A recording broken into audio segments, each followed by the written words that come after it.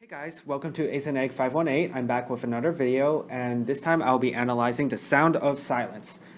Now, let's start out with the structure.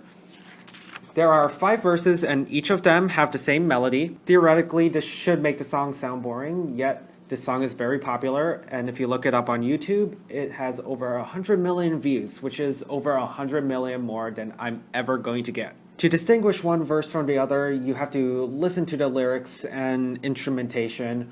Other than that, there isn't much variation between the verses, so I'm going to do this analysis on a micro level where I focus on one of the verses rather than the song as a whole. Lines 1 and 2 have almost the same melody, the contours are the same, and rhythmically they're the same. And these 2 lines rhyme. Lines 3 and 4 are very similar in melody, and they also rhyme. Line 5 contains your high point of G flat, and it's very different compared to the rest of the lines you see in a verse, and it rhymes with line 6. Line 7 is a recurring phrase that repeats itself at the end of each of the verses. If you may recall from my other video on It Ain't Me, the pre-chorus has the same melody and harmony in lines 1, 2, and 4. Line 3 is different because it contains the dominant 5 of A minor. So the third line is the odd one out. And in Sound of Silence, line 5 is the odd one out of the rest of the melody. Now, why did I bring up this other video of mine? It's because I wanted to make a mathematical comparison between the 2 songs.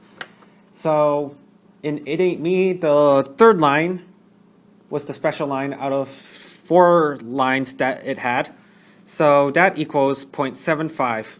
While in Sound of Silence, the 5th line is the distinguishing line of 7 lines, and that equals 0.71. So see how close these 2 numbers are? So when you're writing a verse to a song with a bunch of lines, try to distinguish the line that's around I'd say 0.6 to 0.8 of the whole verse, because that's how you get listeners interested in listening to your song. The last thing I'd like to point out is that the contours of the first 5 lines are the same. They go up to a high point, then down a little. The contour of line 6 just goes down completely. It comes after this distinguishing line 5 we mentioned earlier. To recap, these 5 verses are made out of the same 7 melodic lines.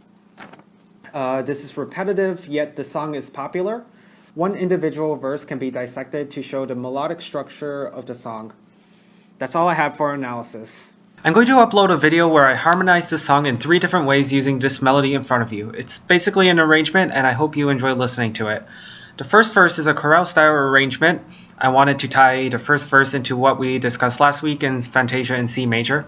The next verse is a pop arrangement similar to Call Me Maybe, where I make it sound like something you would hear on the radio. The third verse is a jazz reharmonization where I use jazz chords to harmonize the melody. The transitions between the 3 verses are a little bit rough, but I hope you enjoy it anyways. One thing I won't be doing is singing the verses. MuseScore will do the singing. Actually, now that I think of it, maybe I should. Maybe as a separate video. Or never. Never.